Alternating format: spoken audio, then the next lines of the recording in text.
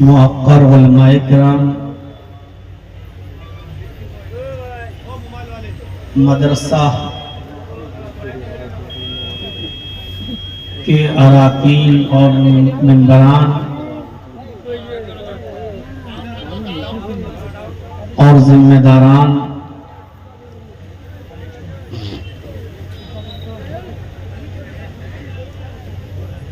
मुअज़्ज़ज़ सामीईन हज़रात, पर्दा नशीन इस्लामी ख्वातीन माँ और बहनों, नौजवानों और अजीज बच्चों,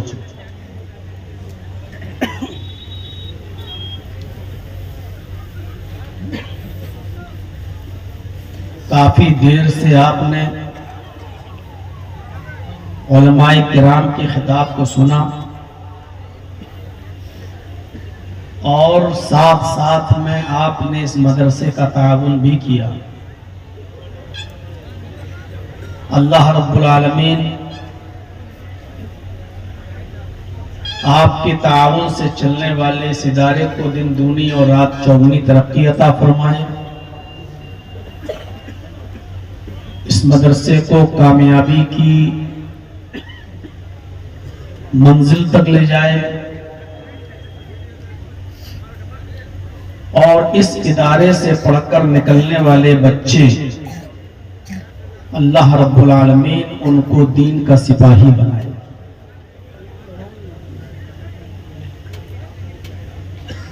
हमें और आपको इस बात पर अल्लाह का शुक्र अदा करना चाहिए कि उसने हमें और आपको मुसलमान बनाया और इस्लाम की दौलत से हमें और आपको माला माल किया। और सबसे बड़ी नेमत यह कि उसने हमें और आपको जनाब मुहम्मदुर रसूलुल्लाह सल्लल्लाहु अलैहि वसल्लम का उम्मती होने का शर्फ बख्शा।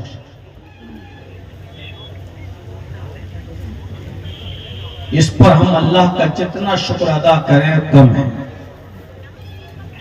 उसने मुसलमान बनाया, उसने हमें और आपको इस्लाम जैसा मजहब दिया, उसने हमें और आपको कुरान करीम जैसी एक बैनुल अक़वामी एक इंटरनेशनल किताब दी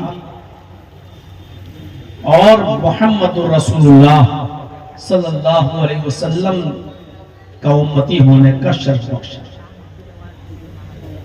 इसमें कोई शक नहीं कि दुनिया में जितने भी पैगंबर आए वो सारे पैगंबर, सारे अंबिया किसी एक खास मुल्क के लिए, बस्ती के लिए, कौम के लिए और बिरादरी के लिए हुआ करते थे। लेकिन मुहम्मदुर रसूलुल्लाह सल्लल्लाहु अलैहि वसल्लम को अल्लाह ताला ने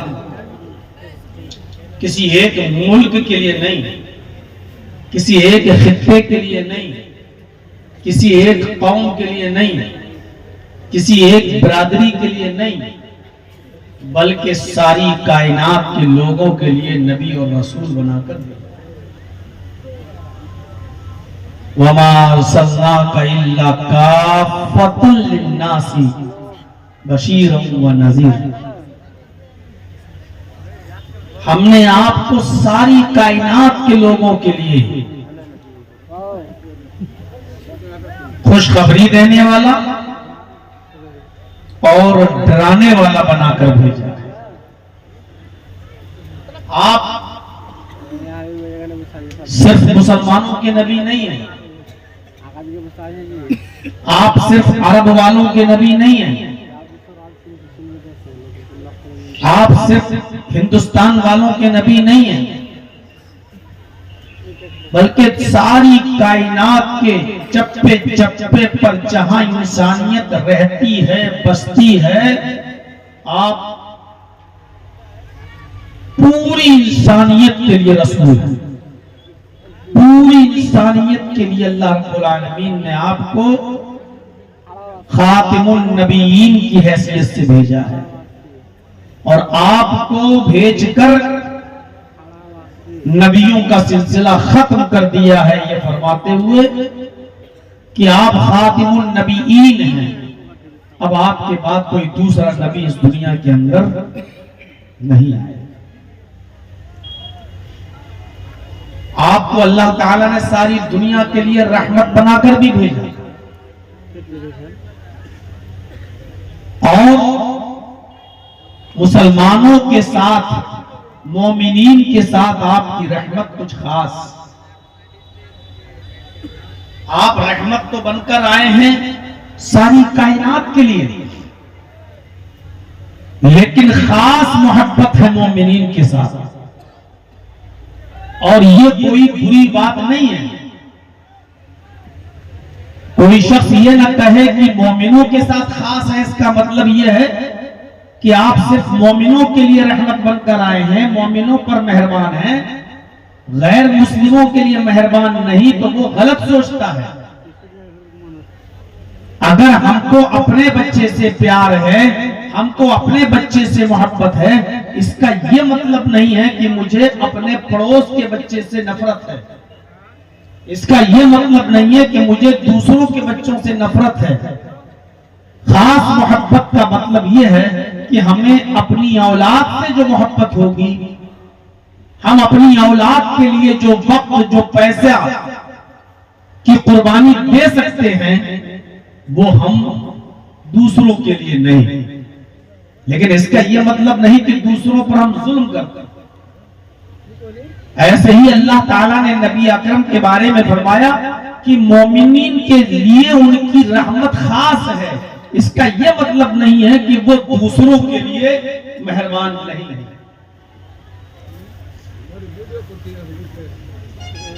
अभी चंद ही दिन हुए होंगे, दिल्ली के अंदर लाल किले के पास जो ब्लास्ट हुआ, बम ब्लास्ट, उसमें 12-13 लोगों की जानें चली गई।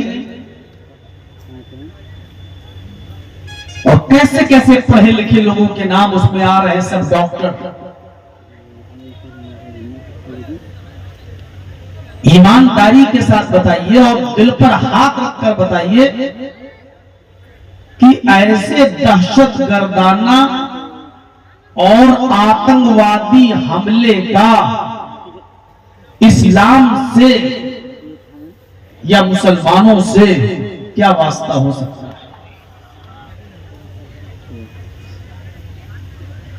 पढ़े लिखे हैं, डॉक्टरेट की डिग्री ले ली, लेकिन अफसोस कि इस्लाम की अलिफ से भी वाकफियत नहीं हो सकी होगी। जमीन में खून खराबा करना, जमीन पर फितना और फसाद फैलाना, जमीन में खौफ और दहशत का माहौल पैदा करना, इस्लाम इस सिलसिले में बड़ा सख्त है। और वो यहां तक कहता है, अल्लाह के नबी ने फरमाया, अल फितनतु अशद्दु मिनल क़त्ल, जमीन में फितना फैलाना और फसाद बर्पा करना यह कत्ल से भी ज्यादा संगीन जुर्म है। और ये मुनाफिकों की अलामत है, जमीन में फसाद फैलाना, बर्पा करना। इज़ा क़ील लहुम ला तुफ़सिदू फ़िल अर्ज़ क़ालू इन्नमा नहनु मुस्लिहून। जब इनसे कहा जाता है कि जमीन के ऊपर फितना ना फैलाओ, जमीन के ऊपर फसाद बर्पा मत करो, तो ये फसादी लोग, जमीन पर खून खराबा फैलाने वाले लोग अपनी ज़बान हाल से कहते हैं कि इन्नमा नहनु मुस्लिहून, हम तो इस्लाह करने वाले हैं। हम जमीन में फसाद कहां फैला रहे हैं? हम तो लोगों की भलाई चाहने वाले लोग हैं। अला, होशियार रहना ऐसे लोगों से। इन्नहुम हुमुल मुफसिदून, अल्लाह कह रहा है ये कोई इस्लाह करने वाले नहीं है, यही है वो जो जमीन के ऊपर फसाद बर्पा करते हैं। इस्लाम का कोई ताल्लुक नहीं है, और ना ही ऐसी किसी नफरत का और हमले का इस्लाम कभी समर्थन करता है। खुदकुशी को सबसे बड़ा जुल्म करार दिया है इस्लाम ने। आप असलहा लेकर जाएं, बारूद लेकर जाएं, गाड़ी में भर लें, आग लगा दें, अपने आप को उड़ा लें, अपने आप को मौत के घाट उतार दें। भला बताइए मेरे भाइयों, ये इस्लाम हो सकता है?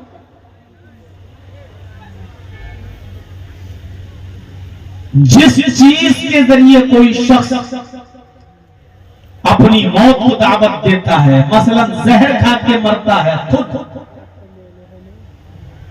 तो मरने के बाद कयामत तक उसको यही सजा दी जाती रहेगी।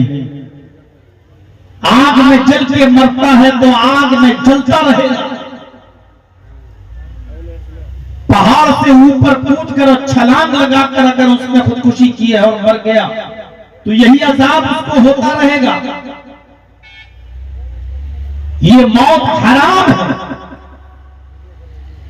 और हम और आप तो मामूली दर्जे के मुसलमान हैं। एक जंग में जंग लड़ते लड़ते एक सहाबी जब जख्मी हो गए, और तकलीफ बर्दाश्त नहीं कर सके तो उन पे रहा नहीं गया।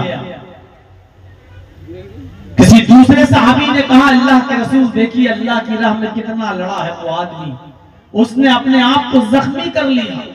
कितना लड़ा, जिस्म पर कोई हिस्सा ऐसा नहीं जहां तलवार का वार न हो, वो तो खुश नसीब है, वो तो जन्नती है। अल्लाह के नबी सल्लल्लाहु अलैहि वसल्लम ने उस सहाबी की तरफ देखा, और जिसने कहा था कि ये जन्नती है, उससे आपने कहा नहीं, ये जन्नती नहीं है, जिसको तुम जख्मी देख रहे हो ये जहन्नम के सबसे निचले तबके में जाएगा, ये जहन्नमी है। उस सहाबी ने उसका पीछा करना शुरू कर दिया कि देखे कैसे जहन्नमी है। ये आदमी तो अल्लाह की राह में लड़ा है, जिहाद में शामिल हुआ है, और अल्लाह के रसूल कह रहे हैं ये जहन्नमी है। देखे क्या, ये कुछ दूर जाता है और इसने अपनी तलवार को जमीन पर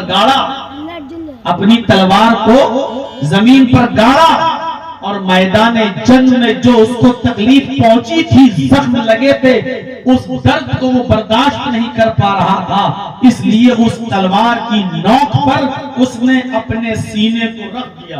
ऐसे जमीन पे तलवार गाड़ी और उसकी नोक पर अपने सीने को रखा, और पूरा का पूरा बोझ उस तलवार के ऊपर डाल दिया, अपना पूरा वजन उस तलवार की नोक पर रख दिया, और तलवार को उसने उस पार कर लिया, यहाँ से दाखिल हुई और यहाँ से निकल गई। वो आदमी खुदकुशी कर गया, मर गया। वो सहाबी इस दुनिया से रुखसत हो गए। ये सहाबी आए जिन्होंने उसको खुदकुशी करते हुए देखा, तलवार अपने सीने पर लगाकर मरते हुए देखा। ये दौड़ते हुए आए और अल्लाह के नबी सल्लल्लाहु अलैहि वसल्लम से कहते हैं, बुखारी की रिवायत, हाथी यदका उबायका, अल्लाह के नबी अपना हाथ बढ़ाइए। आपने अपना हाथ बढ़ाया, सहाबी ने हाथ चूमा और कहा, अशहदु अल्ला इलाहा इल्लल्लाह व अशहदु अन्ना मुहम्मदन अब्दुहु व रसूलुहु। अल्लाह के रसूल में गवाही देता हूँ अल्लाह के अलावा कोई माबूद नहीं, और इस बात की भी गवाही देता हूँ कि आप अल्लाह के बंदे और उसके रसूल हैं। आपने जिसको जहन्नमी बताया था, मैं उसके पीछे पीछे गया, मैंने देखा कि ऐसा कौन सा काम करता है वो जहन्नम में जाने वाला। उसने अपनी मौत को खुद गले लगा लिया, खुदकुशी करके वो मर गया। उसने तलवार की नोक पर अपने सीने को रखा और उस पर अपना पूरा वजन डाल दिया, और वो आदमी मर गया। आपने कहा देखो खुदकुशी करने वाले का अंजाम। कितने पढ़े लिखे लोग हो जाते हैं, MBBS, MD हो जाते हैं, सर्जन हो जाते हैं, और इस्लाम की तालीम से इतने दूर। वो समझते हैं कि हमने बहुत बड़ा कारनामा अंजाम दिया। उनको ये नहीं मालूम कि कुरान करीम ने कहा मन कतला नफ्सन बिगैर नफ्सिन औ फसादिन फकान्नमा कतलन नास जमिया। जिसने किसी एक इंसान को कत्ल किया, कुरान की ये आयत होते हुए कैसे कोई शख्स आत्मघाती हमला कर सकता? कुरान की इस आयत को जो पढ़ेगा सच्चे दिल से वो कभी हमले के बारे में सोच नहीं सकता। जो कुरान ये कह रहा हो, जिसने किसी एक मनुष्य को, एक इंसान को कत्ल कर दिया, नफ्से वाहिद, हिंदू मुसलमान सिख ईसाई की कोई कैद नहीं, किसी एक इंसान को कत्ल कर दिया, कोई भी हो, किसी भी धर्म का मानने वाला हो, अगर कोई शख्स किसी एक नफ्स को, एक मनुष्य को, एक इंसान को कत्ल कर देता है बिना उसकी गलती के, उसने न कोई फसाद बर्पा किया, न किसी को मारा, न उसकी कोई गलती, बिला कसूर अगर आपने किसी को कत्ल कर दिया, तो अल्लाह ताला क्या कह रहा है? एक इंसान के कत्ल को अल्लाह रब्बुल आलमीन ने फरमाया फकअन्नमा कतलन नास जमिया। उसने एक इंसान को कत्ल नहीं किया, उसने सारी दुनिया की मानवता को, सारी दुनिया की इंसानियत को कत्ल कर दिया। फकअन्नमा कतलन नास जमिया। उसने पूरे विश्व की मानवता को, उसने पूरी दुनिया की इंसानियत को मार डाला। एक इंसान के कत्ल को सारी दुनिया की इंसानियत का कत्ल।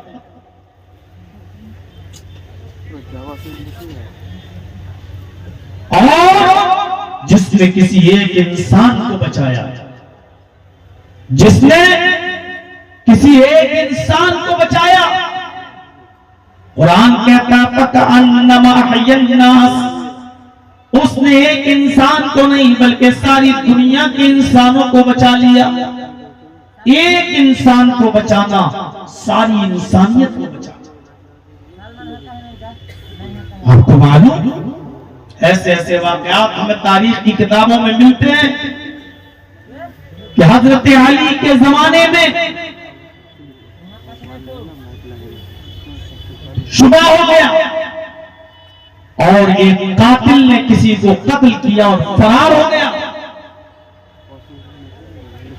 एक कातिल ने किसी को कत्ल किया और फरार हो गया, और उसी मकतूल की लाश के पास एक बकरी ज़िबा करके उसके गोश्त को बेचने वाला कसाब, कसाई बकरी ज़िबा कर रहा था।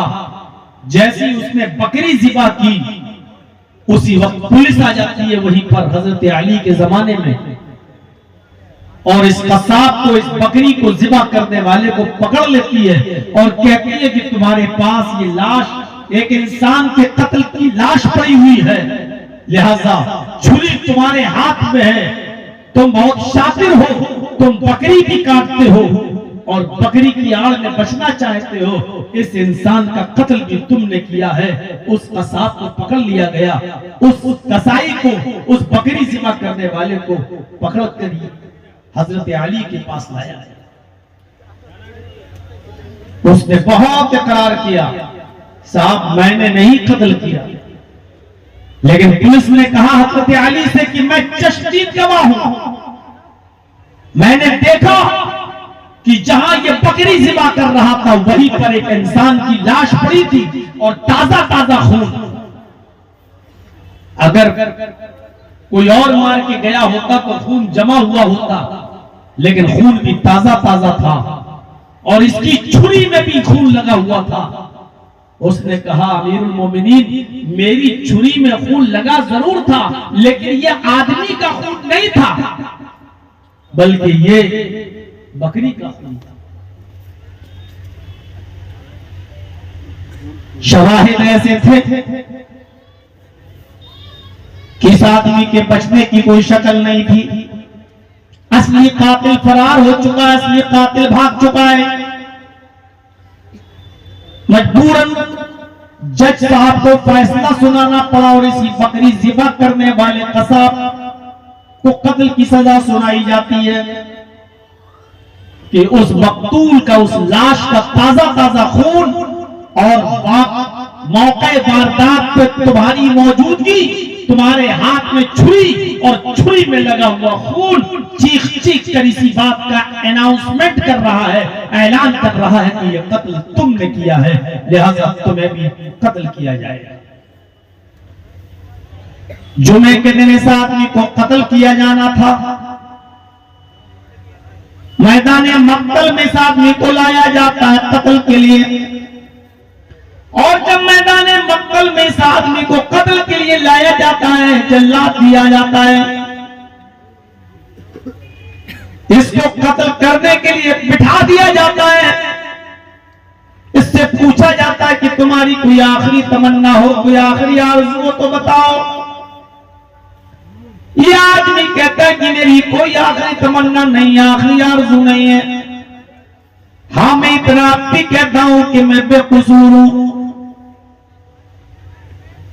जैसे ही जल्लाद इसकी गर्दन पर तलवार मारने वाले हुए, वैसे ही एक आदमी उसी मजमे में जो देखने आया था, वो चीख कर कहता है, अमीरुल मोमिनीन, आए अली, अमीरुल मोमिनीन, इस आदमी को कत्ल नहीं कीजिए, ये आदमी बेकसूर है, इस आदमी ने कत्ल नहीं किया है।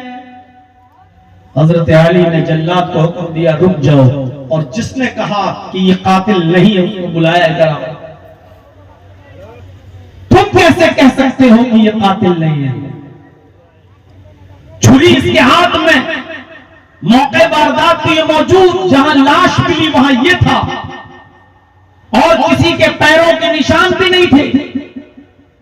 फिर तुम इतनी गारंटी के साथ कैसे कह सकते हो कि इस आदमी ने कत्ल नहीं किया? अगर ये कातिल नहीं है तो फिर कत्ल किया किसने? कातिल को जमीन खा गई या आसमान निकल गया? उस आदमी ने कहा, अमीरुल मोमिनीन, नस्ली कातिल मैं हूं। अमीरुल मोमिनीन, अली, असली कातिल मैं हूं, मैंने कत्ल किया है, इस आदमी ने कत्ल नहीं किया। ये तो बेकसूर है बेचारा, ये तो बकरी को ज़िबा करके उसके गोश्त को बेचने वाला आदमी है, ये तो कसाब है, इसका तो काम बकरियों को ज़िबा करके उसका गोश्त बेचता है। ये कसूरवार नहीं है। फिर फैसला होता है कि जो असली कातिल है, जब उसने अपने जुर्म को कबूल कर लिया तो उसको कत्ल कर दिया जाए और इस बेकसूर को छोड़ दिया जाए। बेकसूर को छोड़ दिया गया और जिसने हकीकत में कत्ल किया था उसको मैदान मक्तल में लाया गया, और जब उसको कत्ल किया जाने लगा, उसके पास तलवार लेकर जल्लाद आया तो हजरत अली ने कहा कि इसको भी छोड़ दो, अगर से ये कातिल है और इसकी सजा इस्लाम में कत्ल ही है, लेकिन इसकी एक नेकी ये भी है, अगर इसने एक को कत्ल किया है तो बहुत बड़ा जुर्म तो किया है, लेकिन इसने एक बहुत बड़ा नेक काम भी किया है, और वो नेक काम ये है कि इसने वक्त पर आकर एक बेगुनाह और बेकसूर आदमी की जान बचा ली। हमें तो यही मालूम था कि वो कातिल है, अगर ये वक्त पर ना आता तो एक बेकसूर मारा जाता, एक बेगुनाह मारा जाता। लिहाजा वक्त पर आकर अपने जुर्म को कबूल करके बेगुनाह की जान बचा ली। और कुरान कहता है, जिसने किसी पे गुनाह को बचाया, जिसने किसी एक इंसान को बचाया, फकअन्नमा हयन्नास, उसने एक आदमी को नहीं पूरी दुनिया इंसानियत को बचा लिया, उसने सारी दुनिया की इंसानियत को बचा लिया। लिहाजा ये एक आदमी का बचाने वाला नहीं है, ये सारी दुनिया की इंसानियत का बचाने वाला है। लिहाजा इसको भी छोड़ दिया जाए, इसलिए कि इसने बेगुनाह की जान बचाई। लिहाजा उस कसूरवार को, उस कातिल को भी छोड़ दिया गया और उसको भी माफ कर दिया गया, सिर्फ इसलिए कि उसने बेगुनाह को, बेकसूर को बचा दिया। अंदाजा लगा सकते हैं कि इस्लाम के अंदर किसी को बचाना कितना बड़ा सवाल है। ख्वाब किसी भी धर्म का मानने वाला। ये जवाब नहीं है मौलाना साहब, हमारे साथ क्या क्या नहीं हो रहा है, आप कहां हैं, किस तरीके से हमारी लिंचिंग की जा रही है और किस तरीके से हमें मारा जा रहा है और किस तरीके से हमारे खिलाफ षड्यंत्र हो रहे हैं, हमें बर्बाद करने की किस तरीके से प्लानिंगें हो रही हैं, और आप अभी भी फेवर में तकरीर करेंगे। ये आपका जवाब सही नहीं है। अगर आपके ऊपर जुल्म हो रहा है तो इसका यह मतलब नहीं कि जुल्म को रोकने के लिए आप भी जुल्म करेंगे। बुराई को रोकने के लिए बुरा करना जरूरी नहीं है। मुआशरे को जिना से पाक करने के लिए आप भी जिना करेंगे क्या?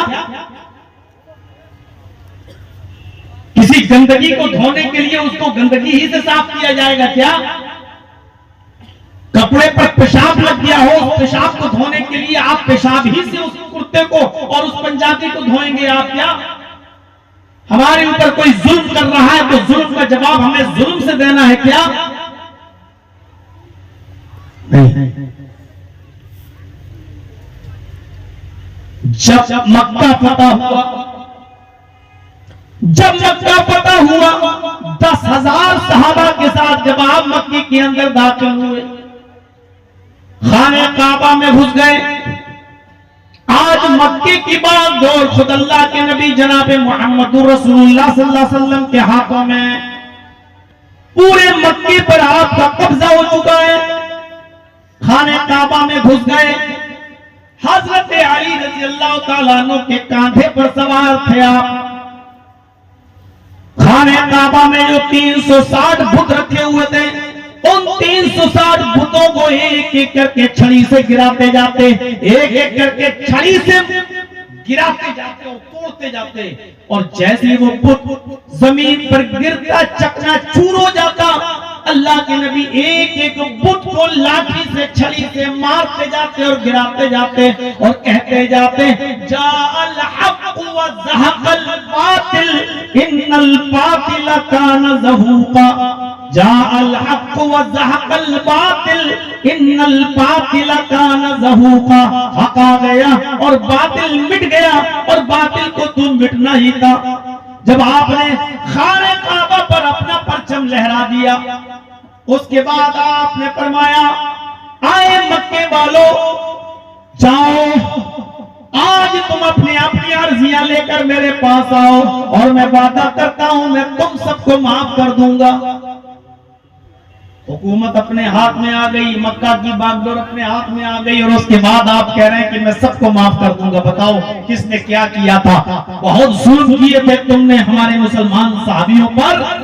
मक्का छोड़कर उनको मदीना भागना पड़ा, फिर भी तुमको रहम नहीं आया। आज सहाबा-ए-किराम कह रहे थे हम बदला लेंगे, आज तो मक्का की बागडोर हमारे हाथ में है, हम बदला लेंगे। लेकिन अल्लाह के नबी सल्लल्लाहु अलैहि वसल्लम ने कहा नहीं, आज कोई बदला नहीं लिया जाएगा। अपनी हुकूमत, अपनी इजारादारी, मक्के पर अपना कब्जा, अपना तसल्लुत, लेकिन इसके बावजूद अल्लाह के नबी कह रहे हैं कि आज कोई बदला नहीं लिया जाएगा। ला तसरीबा अलैकुमुल यौम, आज कोई किसी से बदला नहीं लिया जाएगा।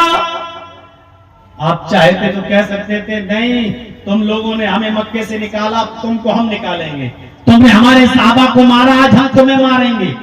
यह है इस्लाम, यह है इस्लाम की मुख्य शिक्षा।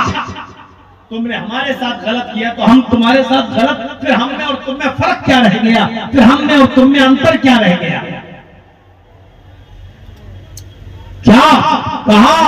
ला तसरीब अलैकुमुल यौम, आज तुमसे कोई बदला नहीं लिया जाएगा। इज़हाबू, जाओ तुम सब आजाद हो। इज़हाबू अंतुमुत तुलक़ा, जाओ तुम सब आजाद हो, मैंने तुम सबको माफ कर दिया। तुमने जो जो जुर्म किए हमने सारे जुर्मों को नजरअंदाज कर दिया। मक्के में आराम से रहो, तुम्हें कोई नहीं निकालेगा। ला तसरीबा अलैकुमुल यौम इज़हाबू अंतुम तुलका, जाओ तुम सब आजाद हो, तुमसे कोई बदला नहीं लिया जाएगा। एक सहाबी कहने भी लगे अल यौम यौमुल मलहमा, आज का दिन तो टुकड़े टुकड़े कर देने का दिन है, आज का दिन तो बोटी बोटी कर देने का दिन है। आए काफिरो, आज हम तुम्हारे भी टुकड़े टुकड़े करेंगे, आज हम तुम्हारी भी बोटी बोटी करेंगे।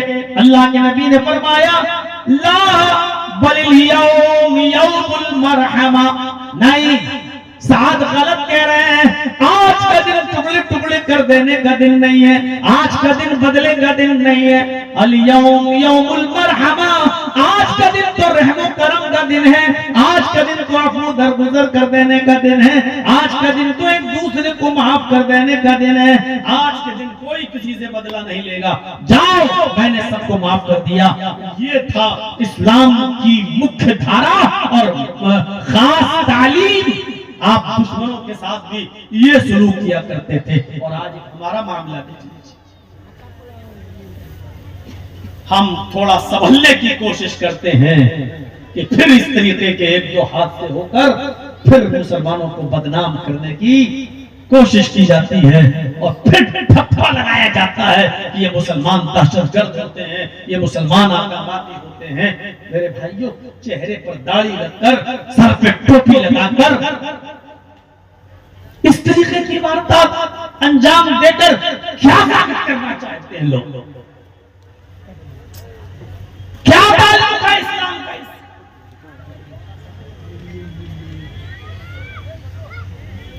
चंद लोगों के ऐसे कदम उठा देने की वजह से अब देख लो कितने बेचारे बेकसूर मुसलमानों पर गाज गिरती है। और जबकि हमें मालूम है कि इस वक्त हमारी पोजीशन क्या है, हम जानते हैं कि इस वक्त हम किस कंडीशन में रह रहे हैं, और इसके बावजूद ऐसे नबी अकरम जनाब मोहम्मद रसूलुल्लाह सल्लल्लाहु अलैहि वसल्लम की जिंदगी पर एक नजर डालिए, आप अशश करेंगे। एक आदमी यमामा का गवर्नर है, नाम है उसका सुमामा। और सुनिए गौर से, यमामा का गवर्नर है, नाम है उसका सुमामा।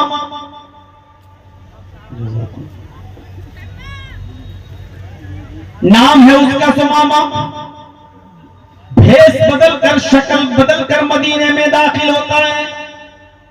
और किस इरादे से दाखिल होता है सुनिए, भेष बदलकर, शक्ल बदलकर मदीने में दाखिल होता है। उसका इरादा था मोहम्मदुर रसूलुल्लाह को कत्ल कर दिया जाए। आज थोड़ा सा पता चल जाए, सिर्फ सीआईडी की रिपोर्ट, एलआईयू की रिपोर्ट, थोड़ी सी अगर किसी को पता चल जाए कि ये आदमी इस इरादे से दिल्ली में दाखिल हुआ कि ये प्रधानमंत्री पर हमला कर सकता था, चीफ मिनिस्टर पर हमला कर सकता है, बस इतना सा सुराग लग जाए, उसके बाद ऑटोमेटिक सबूत फराहम हो जाएंगे। कभी कभी तो ऐसा होता है, धमाका बाद में होता है, नाम पहले डिसाइड हो जाते हैं कि ये कौन है।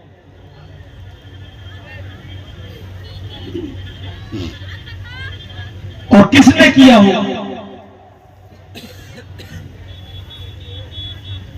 वो मदीने में दाखिल हो गए, नाम है सुमामा, और कोई मामूली आदमी नहीं, गवर्नर है यमामा का। भेष बदला, मदीने में दाखिल हुआ, पकड़ा गया। सहाबा ने पूछा, उसकी कलई खुल गई।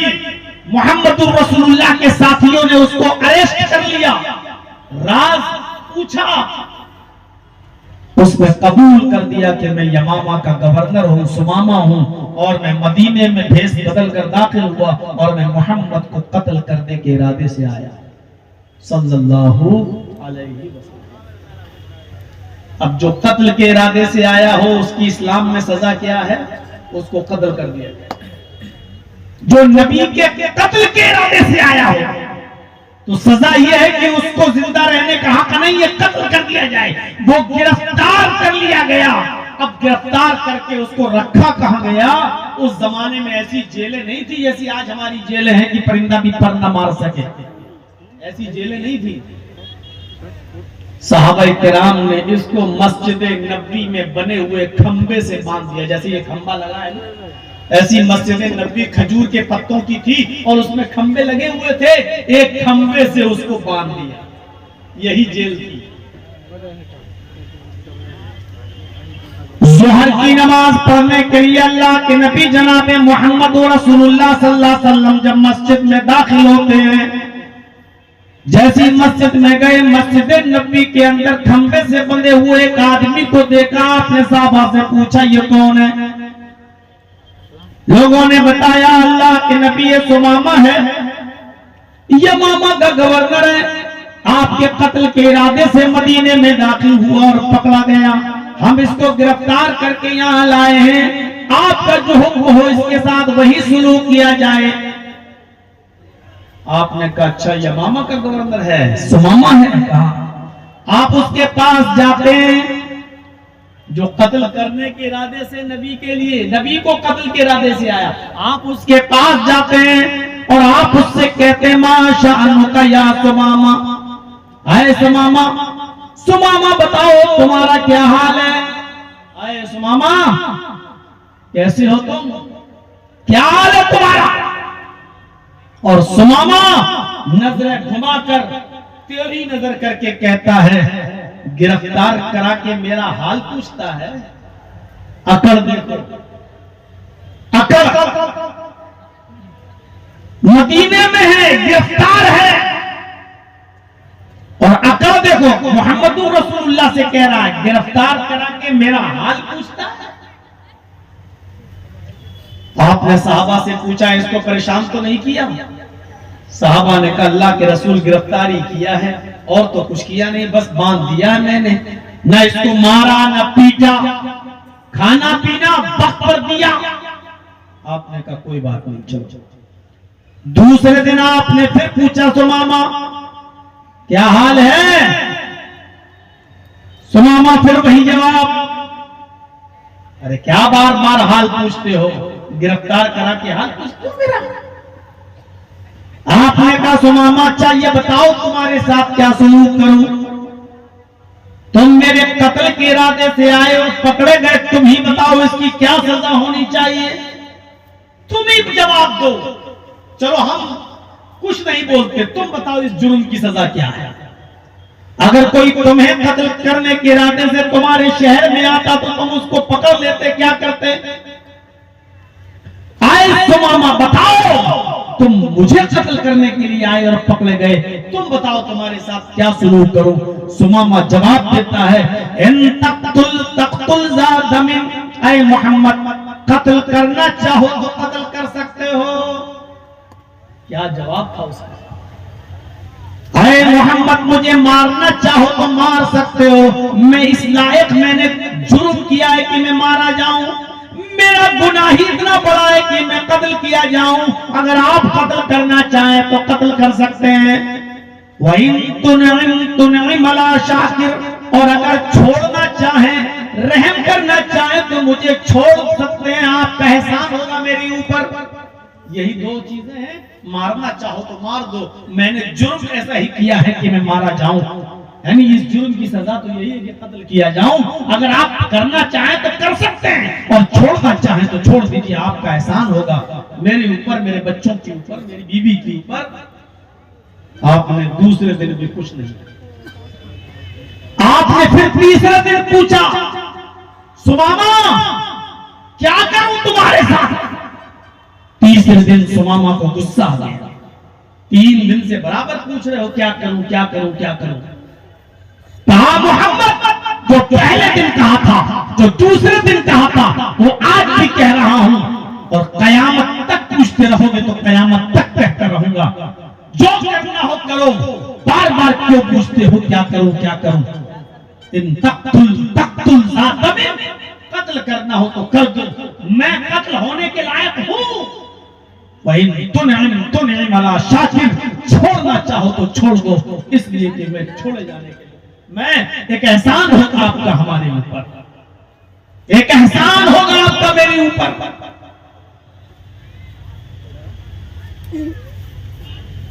तीसरा दिन था, अल्लाह के नबी ने कहा अच्छा ठीक है सुमामा, मैंने फैसला कर लिया। सुमामा कहता क्या फैसला किया?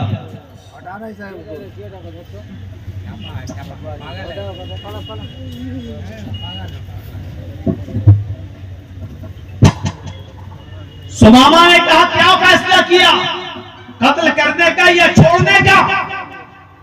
अल्लाह के नबी जवाब देते हैं सुमामा, मैंने छोड़ने का फैसला कर लिया है कि मैं तुझे छोड़ दूंगा, लेकिन मेरी एक शर्त है, और शर्त भी कितनी छोटी। तो नौजवानों जरा मेरी तरफ देखो और गौर करो कि इस्लाम का कायद और गाइड और रहबर क्या है। कहा मैं छोड़ दूंगा लेकिन शर्त है मेरी। क्या शर्त है? आपने कहा सुमामा एक बार मुझे देख ले, मैं जब भी आता हूं तू चेहरा फेर लेता है, मेरी नजर से नजर नहीं मिलाता, मेरी आंखों में आंखें डालकर बात नहीं करता, मेरा चेहरा नहीं देखता, मेरे चेहरे से तू नफरत करता है, तू एक बार मुझे देख ले, मैं तुझे छोड़ दूंगा, तू मुझसे बात तो कर, नजर से नजर तो मिला। आप ही बताइए, मौलवी जर्जीस को अगर फांसी की सजा हो जाए और मोदी जी हमसे ये कहें कि हे मौलाना एक बार तू हमको देख ले, हम तुझे छोड़ देंगे, तेरी सजा माफ करा देंगे, कर देंगे, तो हम देख लेंगे या नहीं देख लेंगे? अरे जान बच रही है, हम तो फौरन देख लेंगे, लीजिए मोदी जी छोड़ दीजिए।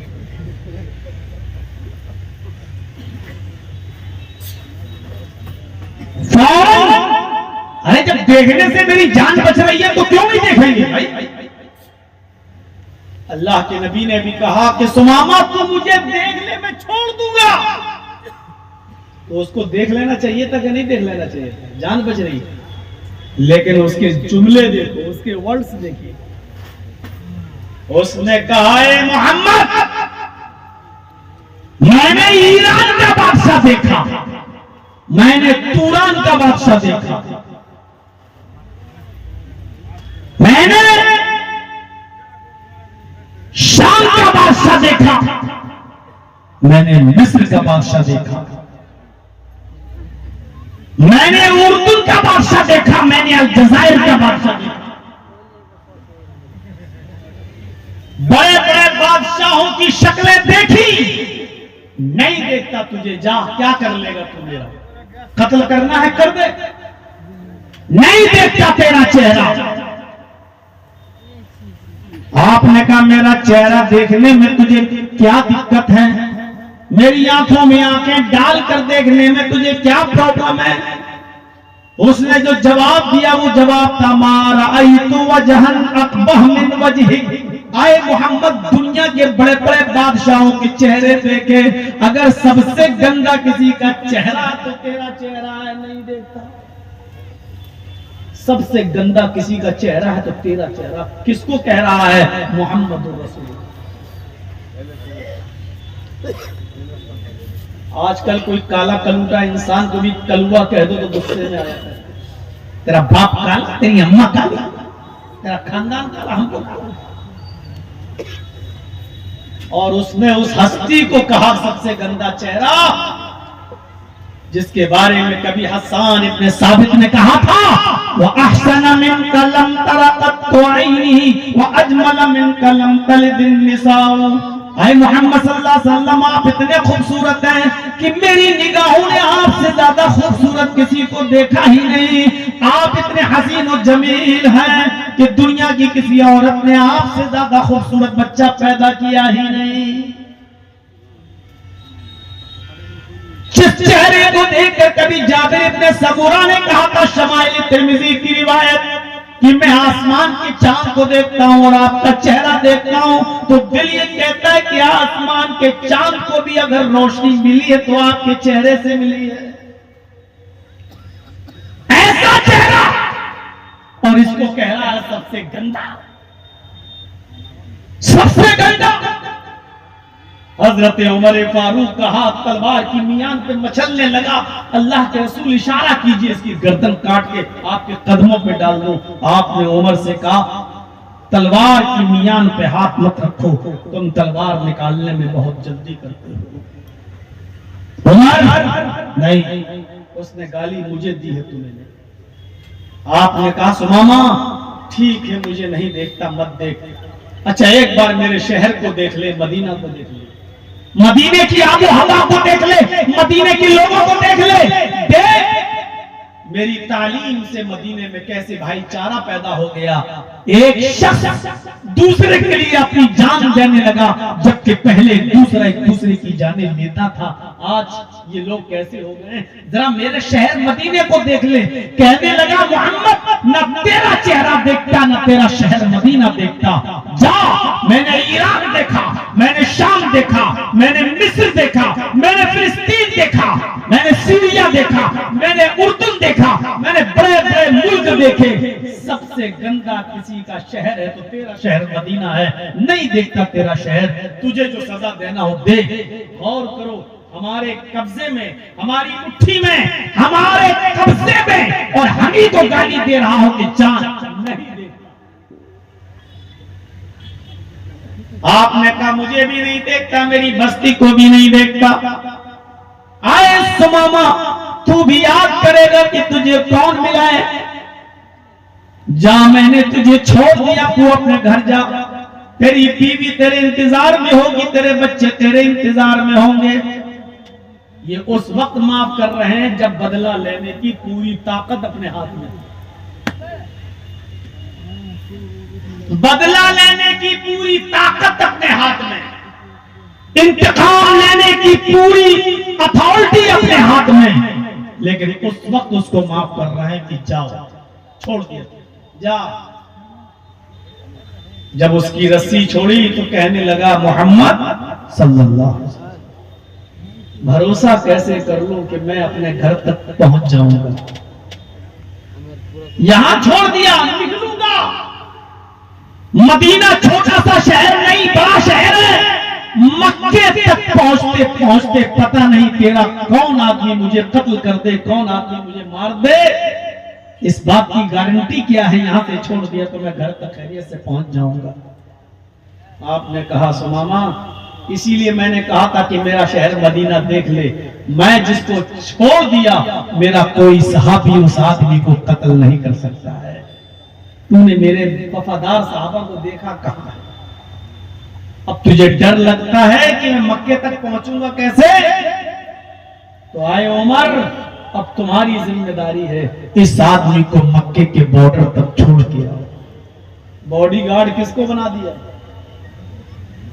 जो तलवार पर हाथ रखकर तलवार मियान से निकालकर उसी की गर्दन उड़ाने वाले थे। कहा अल्लाह के रसूल हुक्म कीजिए इसकी गर्दन उड़ा दूं। आपने उसी को बॉडीगार्ड बना दिया। कहा उमर इसको मक्के के बॉर्डर तक छोड़ के आओ, खैरियत से पहुंचा के आओ। अब ये तुम्हारी जिम्मेदारी है। जो जान लेने वाले थे, जो तलवार से गर्दन उड़ाने वाले थे, अल्लाह के रसूल ने उन्हीं को कहा कि इसकी हिफाजत की जिम्मेदारी तुम्हारे ऊपर है। जाओ इसको मक्के तक छोड़ छोड़।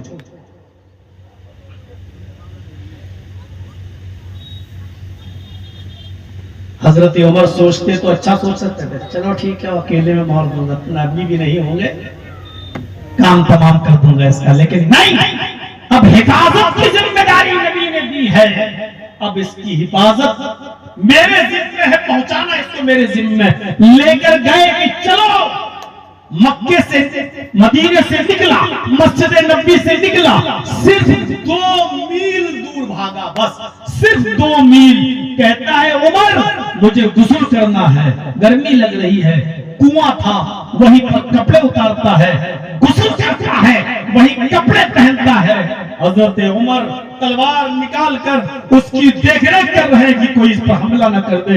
जब गुस्ल करता है तो बजाय मक्का जाने के फिर मदीने की तरफ आता है, फिर मस्जिद की तरफ आता है। आपने कहा हजरत उमर ने, सुमामा इधर कहाँ जा रहे हो? मक्के की तरफ जाना है, तुम्हारा रास्ता उधर है, तुम इधर क्यों जा रहे हो? कहा आया था अपनी मर्जी से, जा रहा हूं भी अपनी मर्जी से, अब मैं तुम्हारा हुक्म नहीं मानूंगा। सीधे मदीने आया, मस्जिद नबी की चौखट पकड़ लिया, देखता क्या है मोहम्मदुर रसूलुल्लाह जमीन पर बैठे हैं। इतना बड़ा नबी, इतना बड़ा पैगंबर अपने सहाबा के साथ जमीन की कच्ची मिट्टी पर बैठा हुआ है। ऐसा लगा जैसे चारों तरफ सितारे हों और बीच में चांद चमक रहा हो। और बीचों बीच में मोहम्मदुर रसूलुल्लाह को बैठा हुआ देखकर मस्जिद नबी की चौखट को पकड़ के कहता है, आए मोहम्मद इब्ने अब्दुल्लाह। अल्लाह के रसूल ने नजरें उठाई, खड़े हो गए। सुमामा क्या हुआ? उमर ने तुमको परेशान किया क्या? किसी ने तुम्हें जबरदस्ती यहाँ लेकर आया? मैंने तो तुम्हें छोड़ दिया, अब कैसे तुम लौट कर आए? क्या किसी ने तुम्हें मजबूर किया है? फरमाया नहीं। फिर क्यों आए? कहा अपनी मर्जी से आया। कहा किस लिए आए? कहा आए मोहम्मद इब्ने अब्दुल्लाह, आपको रसूलुल्लाह मानने के लिए चला आया। ये यमामा का गवर्नर अपनी गवर्नरी का ताज उतार चुका है, आपके पैरों के जूते साफ करके आपके पैरों में पहनाने के लिए, ये गुलामी करने के लिए चला आया है। मैं भी कलमा पढ़ने के लिए आया हूँ। अशहदु अल्ला इलाहा इल्लल्लाह व अशहदु अन्ना मुहम्मदन अब्दुहु व रसूलुहु। ये कलमा पढ़ा और इस्लाम लिया। इस वाकये की रोशनी में बताइए कि इस्लाम का चेहरा क्या है। अपने हाथ में बागडोर, अपने हाथ में सब कुछ, और इसके बावजूद दुश्मन को माफ कर रहे हैं और छोड़ रहे हैं। तुम्हारे हाथ में तो इस वक्त कुछ नहीं है और फिर भी तुम इतना बड़ा जरूरत, इतनी बड़ी बहादुरी दिखा रहे हो तुम, और वो भी सरासर इस्लाम के खिलाफ षड्यंत्र करते हो, इस्लाम के खिलाफ साजिशें करते हो, इस्लाम के खिलाफ। मेरे भाइयों, जिंदगी भर मौलवी मदरसों के जलसों में, मस्जिदों के जलसों में, मिंबर और मेहराब से इस्लाम की रहमत का तस्करा करते हैं, और चंद ये गुंडे किस्म के दहशतगर्द लोग उड़ते हैं और एक दो आतंकवादी हमला करके सारे मौलवियों की फैलाई हुई दावतों तबलीग पर पानी फेर देते हैं, जुल्म करते हैं इस्लाम के ऊपर। ऐसे लोगों का इस्लाम से कोई ताल्लुक नहीं है, इस्लाम के अलिफ से भी वाकिफ नहीं है। इस तरीके का कायराना हमला। वो औरत बेचारी एक रो रही थी, जिसका शौहर ई रिक्शा चलाता था, ई रिक्शा, अपने बच्चों का पेट पालता था, मेरठ का रहने वाला था, और इस हमले में मारा गया। वो भी अपना था, मुसलमान था, और जब उसकी बॉडी मेरठ पहुंचाई गई तो उसकी बीवी रोने लगी और मेरठ पहुंचकर कहने लगी कि इसको मेरठ में, इसके माँ बाप के कब्रिस्तान में नहीं, इसको हमारे दिल्ली में इसको दफन किया जाएगा। 6 घंटे तक माँ कहती है कि बेटे, बहू ये जुल्म मत कर, तेरे बेटे का सब कुछ यही, मेरे बेटे का सब कुछ यही था, मेरे कब्रिस्तान में दफन हो जाने दे। और बीवी उसकी कह रही थी, बहू माँ की, कि नहीं, मैं पूरी जिंदगी अपने शौहर के साथ नहीं रह सकी, कम से कम दिल्ली के कब्रिस्तान में अगर मेरा शौहर दफन हो जाएगा तो मेरे बच्चे जब बड़े होंगे तो मैं अपने बच्चों को उसकी कब्र दिखाकर ये कह तो सकती हूँ कि तुम्हारा बाप यहाँ है। तुम्हारे इन हमलों में ऐसे मजबूर लोगों की जाने गए, ये रिक्शा चला कर अपने बीवी और बच्चों के पेट पालने वाले मुस्लिम लोगों की भी जाने। और तुम समझते हो कि तुम्हें जन्नतुल फिरदौस मिल गई। ये जुल्म है इस्लाम के ऊपर, कोई रिश्ता नहीं है इस्लाम का इससे। इस्लाम वो है जो अभी मैंने आपके सामने पेश किया, जा मैं तुझे छोड़ रहा हूं, तेरी बीवी तेरा इंतजार कर रही है, तेरे बच्चे तेरा। और आता है 2 मील भागता है, गुस्ल करता है, कुएं पे नहाता, फिर लौट कर आता है और कहता है आए मोहम्मद सल्लल्लाहु अलैहि वसल्लम, आपको रसूलुल्लाह मानने के लिए चला आया। ये है, उसको आजाद कर दिया, लेकिन उसका दिल अब अंदर से गवाही दे रहा है, जब तक रसूलुल्लाह को देखा नहीं था तब तक नहीं मान रहा था, और जब देखा तो देखते ही कहने लगा ये चेहरा किसी झूठे का चेहरा हो नहीं सकता। ये है लक़द जाअकुम रसूलुम मिन अनफुसिकुम अज़ीज़ुन अलैहि मा अनित्तुम। ये तो गैर मुस्लिमों के साथ रहम था मोहम्मद रसूलुल्लाह सल्लल्लाहु अलैहि वसल्लम। तुम्हारे पास एक ऐसे पैगंबर तशरीफ ला चुके हैं, तुम्हारे पास एक ऐसे रसूल आ चुके हैं, तुम्हारे पास एक ऐसे पैगंबर आ चुके हैं, तशरीफ ला चुके हैं जो तुम्हारी में से है, तुम्हारी जिन्स से है, यानी वो भी इंसान है। अज़ीज़ुन अलैहि मा अनित्तुम, तुम्हें जो तकलीफ पहुंचती है उनको भी नागवार गुजरती है, यानी तुम्हारी परेशानी को वो अपनी परेशानी समझते हैं। तुम्हारे पैर में कांटा चुभता है तो उसका दर्द और उसकी तकलीफ मोहम्मद रसूलुल्लाह अपने दिल में महसूस करते हैं। दर्द तुम्हें होता है, तकलीफ तुम्हें होती है, उसका दर्द मोहम्मद रसूलुल्लाह महसूस करते हैं। हरीसुन अलैकुम, वो तुम्हारे फायदे के लिए बड़े हरीस हैं, बड़े मुतमन्नी हैं, ख्वाहिशमंद हैं, वो चाहते हैं कि तुम्हें हमेशा फायदा ही फायदा हो। बिलमुमिनीन रऊफुर रहीम, और मोमिनों के साथ उनकी राफत और रहमत अजीब गरीब है, यानी बड़ी खास है, वो मोमिनों के साथ बहुत खास मेहरबान है। अभी तो मैंने काफिरों के साथ बता दिया, वो कैदी था, सुमामा था, यमामा का गवर्नर था, दुश्मन था, उस दुश्मन के साथ और फतेह मक्का के मौके पर 10,000 सहाबा का दाखिला और पूरे मक्के के लोगों को माफ कर देना और कह देना कि जाओ तुम सब आजाद हो। ये थी नबी की गैर मुस्लिमों के साथ रहमत, लेकिन अपनों के साथ रहमत क्या थी मालूम? तुम्हारी तकलीफ वो अपनी तकलीफ महसूस करते हैं, तुम्हारे दर्द को वो अपना दर्द समझते हैं, वो नहीं चाहते कि तुम्हें तकलीफ हो, नहीं चाहते कि तुम्हें तकलीफ हो।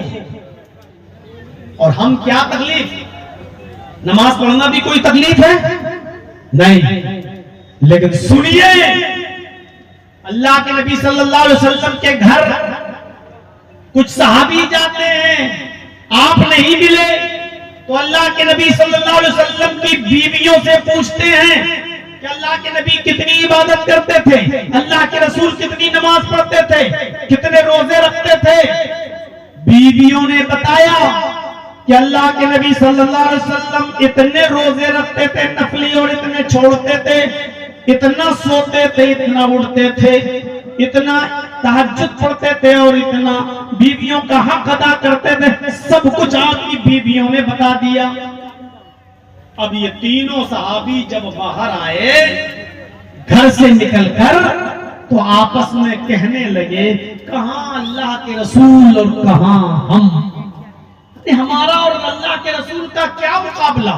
अल्लाह के रसूल तो बख्शे बख्शाए हैं, अल्लाह के नबी तो जन्नती हैं, वो तो नमाज न भी पढ़े तो जन्नती हैं, वो तो अमल न करें तब भी अल्लाह उनको जन्नत देकर रहेगा। हमें तो और ज्यादा इबादत करनी चाहिए, यानी नबी से ज्यादा नमाजें पढ़ना चाहिए, नबी से ज्यादा रोजे रखना चाहिए।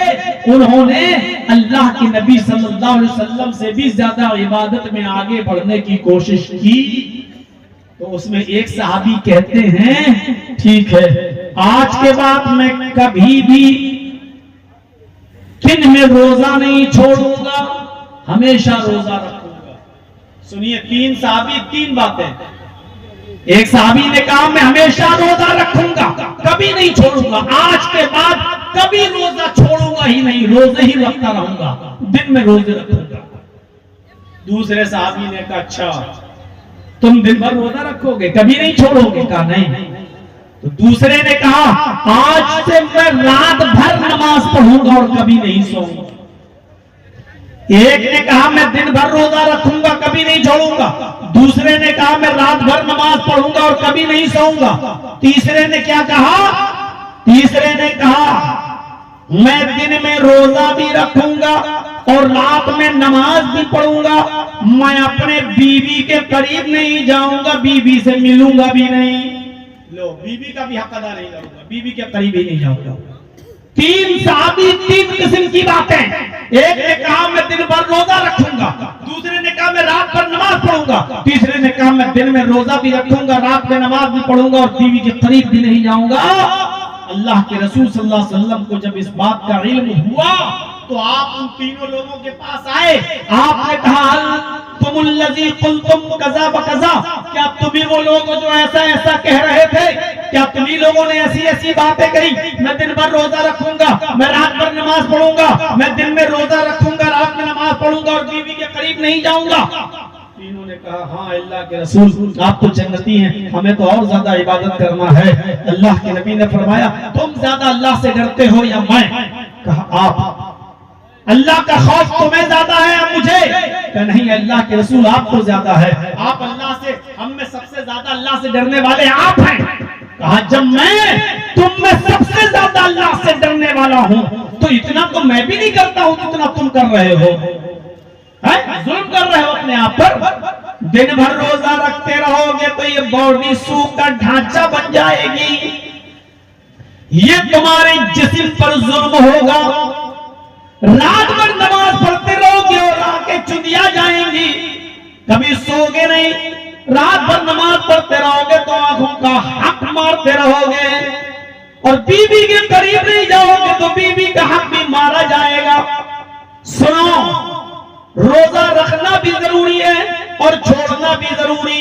फर्ज रोजे की बात नहीं कर रहा हूं मैं, यहाँ नफली रोजे की बात कर रहा हूं। नफली आपने फरमाया तो महीने में 3 रोजे रख लिया करो।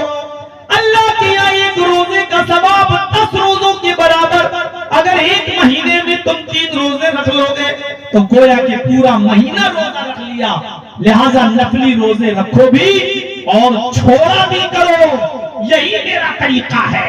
रात में मैं शुरू में सो जाता हूँ ईशा की नमाज के बाद और आधी रात के बाद आखिरी पहर में उठता हूँ, मैं तहज्जुद भी पढ़ता हूँ और अपनी बीवियों के पास भी जाता हूँ, उनका भी हक अदा करता हूँ। उसके बाद आप फरमाया यही मेरा रास्ता है, यही मेरा तरीका है, यही मेरी सुन्नत है। अगर तुमने मेरे इस रास्ते से, मेरी सुन्नत से रूगर्दानी की, मुंह मोड़ा, फलैसा मिन्नी, तो मुझ में से नहीं।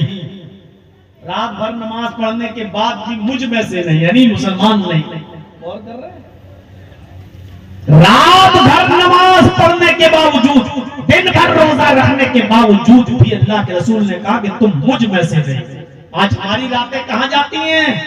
कैरम बोर्ड खेलने में। आज हमारी रातें बर्बाद होती हैं टूर्नामेंट, पूरा मैच पूरी रात नजर कर देने में, पूरी रात। अरे अल्लाह के बंदो, अल्लाह के नबी तो रात भर नमाज पढ़ने की इजाजत नहीं दे रहे हैं, पूरी रात नमाज पढ़ने की इजाजत नहीं दे रहे हैं। आप पूरी रात टूर्नामेंट खेलेंगे, आप पूरी रात मैच खेलेंगे। जब पूरी रात नमाज पढ़ना जायज नहीं है तो आपको किसने इजाजत दे दी कि पूरी रात कैरम बोर्ड खेलें और पूरी रात क्रिकेट खेलने में गुजार दें? कहां है? अल्लाह के नबी नमाज पढ़ने वाले सहाबी से कह रहे हैं वो मुझ में से नहीं। रात भर नमाज पढ़ने के बावजूद कह रहे हैं मुझ में से नहीं। हाँ, जिन रातों को जागने का हुक्म है जागिए। रमजान में शब कदर आती है, 5 रातें आती है, 21, 23, 25, 27, 29 आप शब कदर है, उसमें अगर आपको अल्लाह की इबादत करते रहिए और जो अल्लाह की इबादत करता हुआ अल्लाह को मिल गया, इन 5 रातों में कोई एक रात है और उस रात को अगर आप अल्लाह की इबादत करते हुए पाए गए तो वो एक रात की इबादत का सवाब 1000 महीनों की इबादत से ज्यादा बढ़कर है। लैलतुल क़द्र खैरुम मिन अल्फ़ि शहर। तो जो जज़ाकुमुल्लाह, तो जो है वो आप अपनाइए मेरे प्यारे साथियों।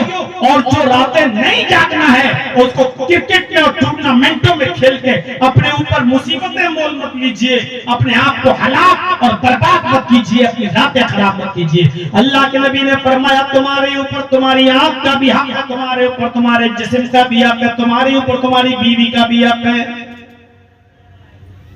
बीवियों को शिकायतें मिलती रहती हैं कि तुम रात के 12 बजे आ रहे हो, 1 बजे आ रहे हो, कहां हो?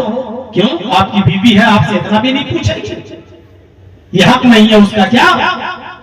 अब आप उसको ये कहकर छुटकारा नहीं पा सकते हो कि तुम मेरी जिम्मेदार नहीं हो, मेरी मालिकन नहीं हो, तुम मुझसे ये सवाल नहीं कर सकती हो।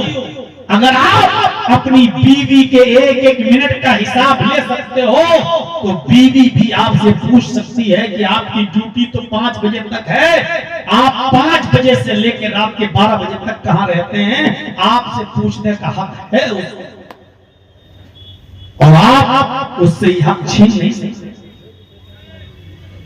खुद अल्लाह के नबी ने कहा तुम्हारे ऊपर तुम्हारी बीवी का भी हक है। बच्चों को भी टाइम दीजिए, बीवी को भी टाइम दीजिए, वरना हुकूकुल इबाद के खाइन कहलाएंगे, हुकूकुल इबाद में खयानत करने वाले कहलाएंगे। ये नबी की रहमत नहीं तो और क्या क्या आप रात भर नमाज पढ़ने से मना कर रहे हैं। और गौर करो, रमजान का महीना 3 रात आपने तरावी की नमाज जमात के साथ पढ़ाई, 3 रात, एक एक दिन छोड़कर। और जब 4थी रात आई तो आप घर से ही नहीं निकले। सहाबा मस्जिद में जमा है, मस्जिद भर चुकी और आप अपने हुजरे से नहीं निकल रहे हैं। सहाबा खांस रहे हैं। अल्लाह के नबी को बता रहे हैं कि हम लोग मस्जिद में आ चुके हैं, आइए। 3 रातें आपने नमाज पढ़ाई, आज भी नमाज पढ़ाइए। लेकिन अल्लाह के रसूल नहीं निकलते, इशारा कर देते हैं आप लोग अपनी अपनी नमाजें खुद पढ़ लीजिए या किसी को इमाम बनाकर आप नमाज पढ़ लीजिए। जिसको जहां मौका मिले नमाज पढ़ लो, मैं नमाज नहीं पढ़ाऊंगा। 4थी रात अल्लाह के नबी ने नमाज नहीं पढ़ाई। चंद सहाबा किसी एक को इमाम बना लिए, उनके पीछे पढ़ ली। चंद और ने किसी और को इमाम बनाया, उनके पीछे पढ़ ली। कुछ लोग अपने घर चले गए, अपनी बीवी को, अपने बच्चों को अपने पीछे खड़ा करके खुद नमाज पढ़ ली, तरावी की। सुबह फजर की नमाज पढ़ने के लिए जब अल्लाह के नबी सल्लल्लाहु अलैहि वसल्लम निकले तो साहबा ने कहा अल्लाह के रसूल हम चाहते थे कि आप आए और 3 रातों की तरह आज भी आप हमें नमाज पढ़ाएं, पूरे महीने आप हमें नमाज पढ़ाते, हम आपके पीछे नमाज पढ़ना चाहते थे, आप क्यों नहीं निकले, आप नमाज पढ़ाने क्यों नहीं आए? अल्लाह के रसूल सल्लल्लाहु अलैहि वसल्लम का जवाब सुनिए, कैसी रहमत है अपनी उम्मत पर। आपने फरमाया कि तुम्हारा शौक मैंने देखा और मेरा दिल चाहा कि मैं आऊं नमाज पढ़ाने के लिए। मैं नमाज पढ़ाने के लिए निकलने ही वाला था, मैं आने ही वाला था, मैं तुम्हें नमाज पढ़ाना चाहता था, लेकिन मेरे दिल में यह ख्याल आया कि रोजाना अगर मैं जमात के साथ ये नमाज तुम्हें पढ़ाने लगूं तो अल्लाह ताला जिब्रील को भेजकर कहीं ये नमाज तुम्हारे ऊपर फर्ज करार न दे दे, ये तहज्जुद की नमाज, ये तरावी की नमाज तुम्हारे ऊपर कहीं फर्ज न कर दी जाए, इस डर से कि अगर फर्ज हो गई और फिर तुम नहीं पढ़ सके तो कितने बड़े सवाब से और महरूम हो जाओगे और कितने बड़े गुनाहगार हो जाओगे फर्ज छोड़ने पर। इसलिए मैं नहीं निकला, इसलिए नहीं निकला कि ये नमाज कहीं तुम्हारे ऊपर फर्ज न कर दी जाए, फर्जियत के डर से मैं नहीं निकला। अगर अल्लाह ताला फर्ज कर देगा तो और तुम नहीं पढ़ सके तो कितने बड़े गुनाहगार हो जाओगे। अल्लाह के नबी सल्लल्लाहु अलैहि वसल्लम सहाबा से कह रहे हैं अकेले अकेले पढ़ लो, अलग अलग पढ़ लो या खुद जमात करके पढ़ लो, मैं नहीं पढ़ाऊंगा। और आप इसलिए नमाज पढ़ाने नहीं आ रहे कि ये नमाज कहीं मेरी उम्मत पर फर्ज न कर दी जाए। ये रहमत है उम्मत के साथ, बिलमुमिनीन रऊफुर रहीम, मोमिनों के साथ उनकी कुछ खास रहमत है। आप नहीं चाहते थे कि मेरी रहमत महरूम हो जाए, मेरी उम्मत पर यह फर्ज हो जाए, नमाज फर्ज, कहीं तरावी फर्ज न हो जाए, इसलिए आप निकल नहीं रहे हैं। ये रहमत नहीं तो और क्या है। मिसवाक कितनी करते थे अल्लाह के रसूल, शायद आपको नहीं मालूम। अल्लाह के नबी का आखिरी वक्त है, फजर और ज़ोहर के बीच में, फजर और ज़ोहर के बीच में आप अल्लाह को प्यारे हो गए। फजर और ज़ोहर के बीच में आप अपनी बीबी अम्मा आयशा की गोद में सर रख कर लेटे हुए थे और हजरत आयशा के भाई जब मिसवाक करते हुए अंदर चले आए तो अल्लाह के नबी ने इशारे से अपनी बीबी से कहा, आयशा से, यानी ये मिसवाक इनसे लेकर मुझे दे दो।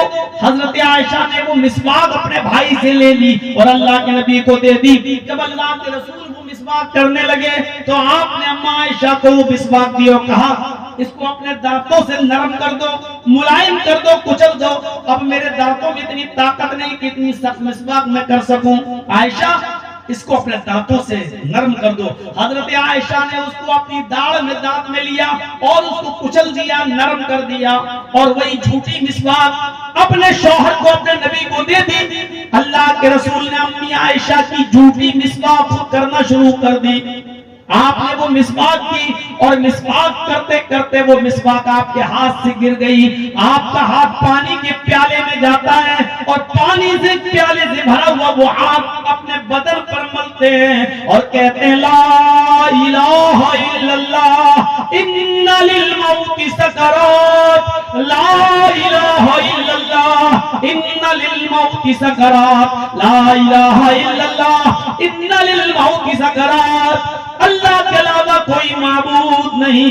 बेशक मौत के लिए बड़ी सख्तियां हैं, बेशक मौत के लिए बड़ी बेचैनियां हैं, बेशक मौत के लिए बड़ी परेशानियां हैं। अल्लाह के रसूल को इंतकाल के वक्त इतनी परेशानी और इतनी बेचैनी हो रही थी कि उसी बेचैनी को देखते हुए आप कहते हैं, इन्ना लिल मौति सकरात, मौत के लिए बड़ी बेचैनियां हैं। फिर आपने हज़रत आयशा से कहा, आयशा, मुझे लगता है खैबर में जिस यहूदिया ने सालन में जहर मिलाकर मुझे खिलाया था, उस जहर का असर अब मेरी रगें काटे डाल रहा है, अब मेरी रगें काटे डाल रहा है, अब मैं नहीं बचूंगा।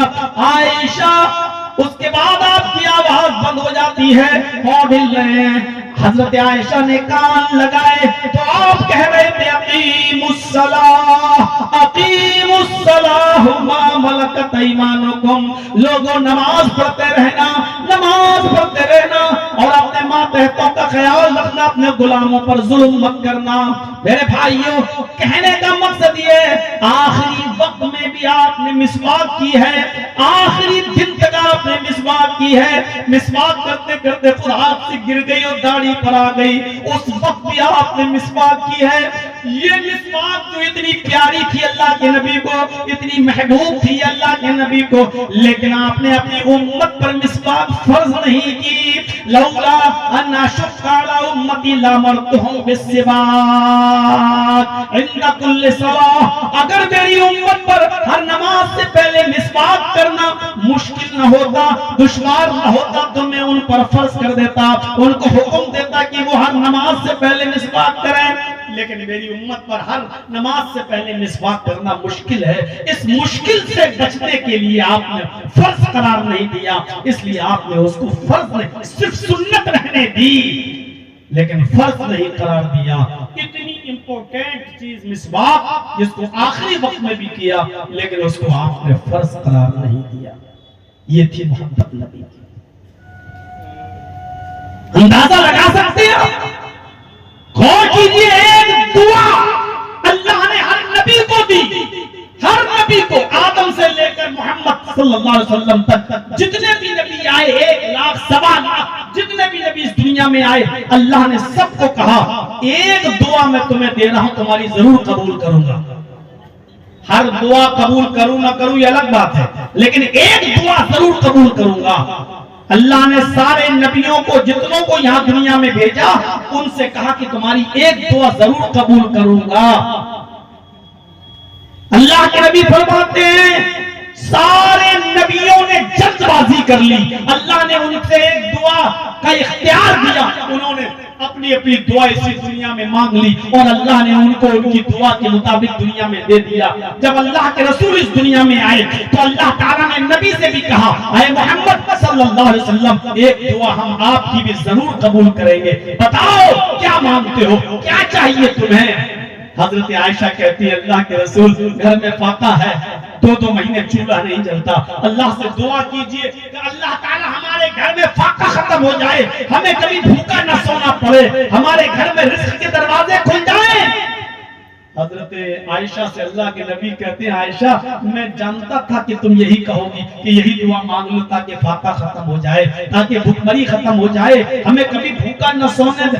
आयशा कसम है उस रब की इज्जत को जलाल की जिसके कब्जे में मेरी जान है, अगर आज मैं अल्लाह से ये कह दूं कि अल्लाह इस पहाड़ को मेरे लिए सोने का पहाड़ बना दे, तो काबे के रब की कसम अल्लाह आज इस पहाड़ को हमारे लिए सोने का पहाड़ बना देगा।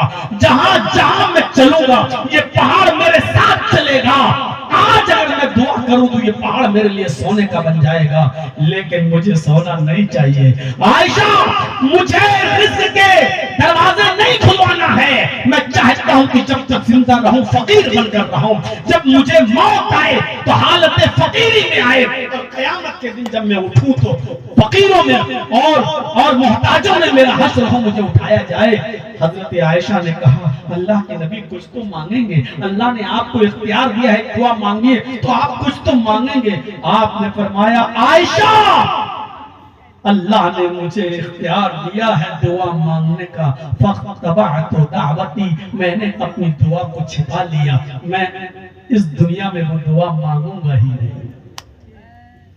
रसूलुल्लाह की रहमत देखिए, अल्लाह के नबी कहते हैं मैं उस दुआ को दुनिया में मांगूंगा ही नहीं, आखिरत में मांगूंगा। जब अल्लाह ताला मुझे क़यामत के दिन उठाएगा तो मैं अल्लाह से कहूंगा, अल्लाह एक दुआ हर नबी ने दुनिया में तूने इख्तियार दिया, उसने दुनिया में मांग ली, तूने मुझे भी एक दुआ का इख्तियार दिया था, लेकिन मैंने वो दुआ नहीं मांगी। ऐ अल्लाह मेरी दुआ बाकी है, आज उस दुआ को मैं मांगूंगा। और अर्श वाला कहेगा, ऐ मोहम्मद सल्लल्लाहु अलैहि वसल्लम, हाँ मैं जानता हूं कि तुमने अपनी दुआ दुनिया में नहीं मांगी, आज मांगो, क्या मांगते हो, हम आज भी तुम्हारी दुआ सुनने के लिए तैयार हैं, बताओ क्या है, मांगो हम तुम्हें देंगे।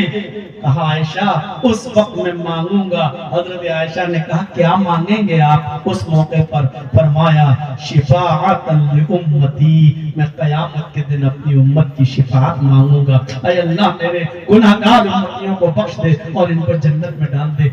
मैं जहन्नम के किनारे खड़े अपनी उम्मतियों को जहन्नम के दरवाजे से लेकर मैं जन्नत में ले जाऊंगा।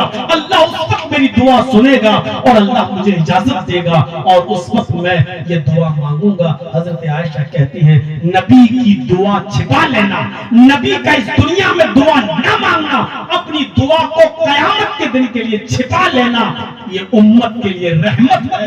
मेरे भाइयों, ये मोमिनों के साथ खास थे, मोहम्मद रसूलुल्लाह सल्लल्लाहु अलैहि वसल्लम की रहमत, ये इस्लाम, ये मोमिनों के साथ। एक शख्स रमजान के महीने में अल्लाह आता है और कहता, अल्लाह के रसूल गजब हो गया, हलक तो या रसूल अल्लाह, अल्लाह के रसूल मैं तो हलाक हो गया। आपने कहा क्या हुआ? कहा, अल्लाह के रसूल रोजे की हालत में मैं था और अपनी बीवी से मैंने हम बिस्तरी कर ली।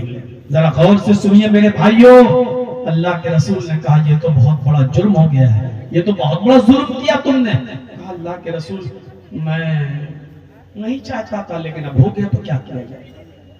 आपने कहा, फिर कफारा अदा करो।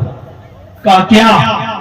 कहा, रमजान के जब रोजे खत्म हो जाएं तो उसके बाद जिस रोजे की हालत में तुमने अपनी बीवी से हम बिस्तरी की थी, वो रोजा तुम्हारा खराब हो गया है, उस रोजे को तो पूरा करना ही है, उस रोजे को बाद में रखना है। उसके अलावा 3 सजाओं में से कोई एक सजा भी तुम्हें मिलेगी, पनिशमेंट और तरतीब से। पहली सजा यह है कि तुम एक गुलाम आजाद करो। कहने लगा, अल्लाह के रसूल पूरी जिंदगी तो मुझे किसी की गुलामी करते हुए हो गई, मैं कहां से गुलाम आजाद करूं, नहीं है मेरे पास इतनी दौलत। आपने कल दूसरा ऑप्शन भी है। कहा, क्या? कहा, फिर 60 रोजे रखो। वो रोजा तो रखना ही है जो खराब हुआ, उसके अलावा 60 रोजे रखना है तुम्हें, और वो भी कंटिन्यू, रेगुलर, मुसलसल, पे दर पे लगातार 60 रोजे रखना है। जितने दिन रोजे रखोगे बीवी से अलग रहोगे जब तक 60 रोजे पूरे ना हो जाएं। और कंटिन्यू रोजे रखना है लगातार, बीच में एक भी नहीं छोड़ सकते हो।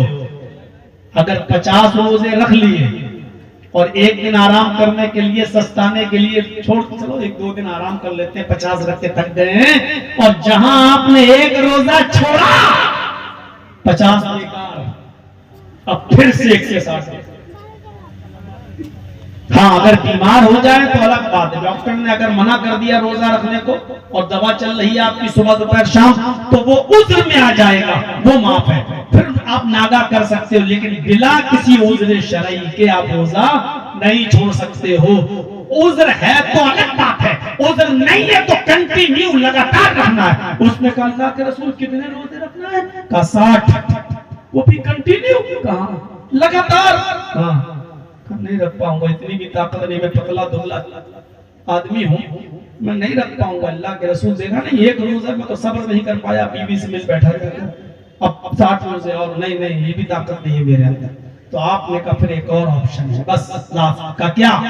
का 60 मिस्कीनों को खाना खिलाओ, 60 मिस्कीनों को बुलाओ अपने घर पे और एक टाइम खाना खिलाना है उनको पेट भरकर।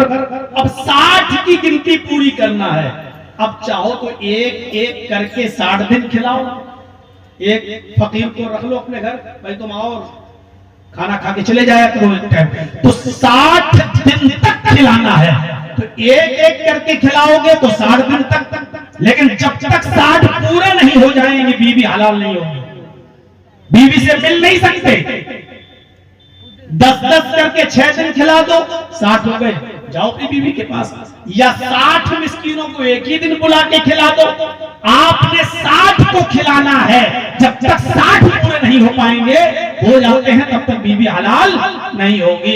60 मिस्कीनों को खाना खिलाओ। कहने लगा अल्लाह के रसूल 60, आपको मेरे घर की हालत मालूम नहीं? कहा क्या? कहा अल्लाह के रसूल मेरे घर में खुद हमें खाने को नहीं मिलता, शाम को खा लूं तो सुबह भूखा उठता हूं, सुबह मिल जाए तो शाम को भूखा सोता हूं। आपको पता नहीं है मेरे घर की हालत, मैं अपने घर वालों को दोनों टाइम खाना नहीं खिला पा रहा हूं, 60 मिस्कीनों को खाना कहां से खिलाऊं? आपने कहा तो ठीक है, रुको मैं तुम्हारे लिए चंदा करवाता हूं। अब जब नमाज का टाइम हुआ, आपने नमाज के बाद ऐलान किया तुम्हारे भाई से गलती हो गई और उसी का कफारा अदा करना है, उसको फकीरों में कुछ बांटना, गरीबों में कुछ खिलाना है। अपने भाई के लिए चंदा ला के दो, अपने भाई के लिए चंदा ला कर दो। कोई 2 खजूर लाया, कोई 5 खजूर लाया, कोई 10 खजूर लाया, और ऐसे चंदा होते होते एक टोकरा भर गया खजूरों का, 10 किलो का, 15 किलो का एक टोकरा तैयार हो गया। अल्लाह के रसूल सल्लल्लाहु अलैहि वसल्लम ने उस सहाबी को बुलाया, इधर आओ, लो ये पकड़ो। कहने लगा क्या करूं?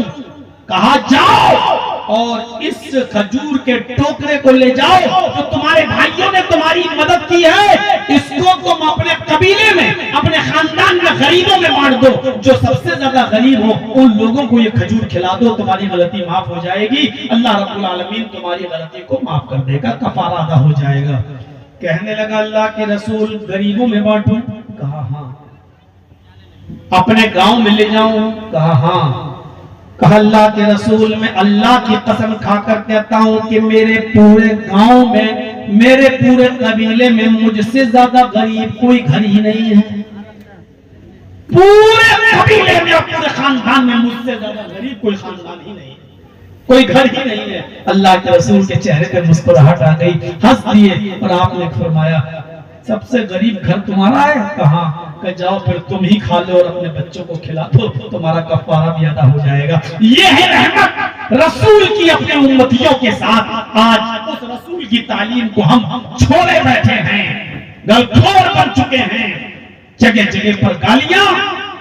बड़ी उम्मीदें थी बिहार वालों तुमसे, जलसों में चीखता रहा कि पूरा हिंदुस्तान तुम्हारी तरफ नजरें उठा के देख रहा है, लेकिन तुम्हारे रिजल्ट ने हम उत्तर प्रदेश वालों को जो मायूस किया है और जो तकलीफ हुई है, हम लोग भविष्यवाणी तो नहीं करते, लेकिन आपका रिजल्ट देखकर अब ये कहने लगे लोग कि अब जुल्म और सितम के पहाड़ अभी और टूटेंगे और अभी झेला जाएगा, बहुत कुछ अब बर्दाश्त करना है।